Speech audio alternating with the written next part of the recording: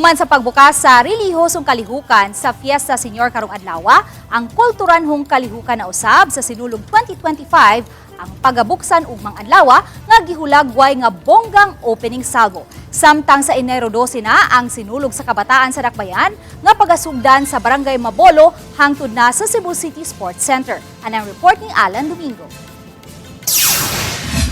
Ipahigayon og maadlaw ang official kick-off sa Sinulog 2025 diin unang himon ang declaration ceremonial mass sa Basilica Minore del Santo Niño.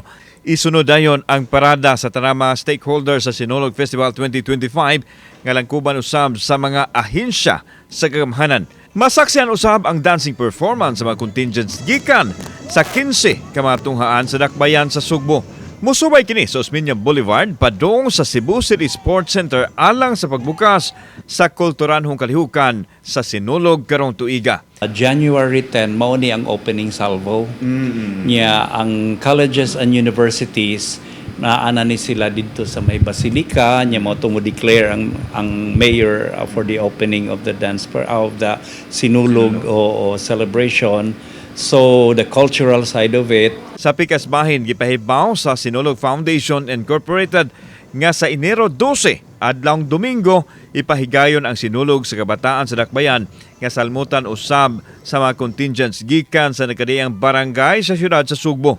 Sa unang higayon manukad sa Barangay Mabolo nga musubay sa Daan Imos hangtod na sa P. del Rosario Liko sa Osmeña Boulevard dayon sa Cebu City Sports Center ang mga dancing contingents sa sinulog sa kabataan. Mag-start ni Mabolo. Kining kuan Dakbayan kabataan karon Mabolo ni there will be a mass and a short program to honor and give tribute to the previous katong original yun nga sinulog ni adto.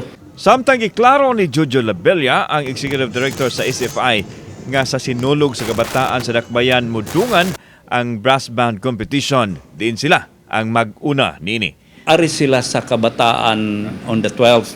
Pero mag-una ni sila diri, kaya ari ni sila mag-start sa kareta kay layo naman sa Dang Mabolo. Kauban si God Ferrilian, ako si Alan Domingo.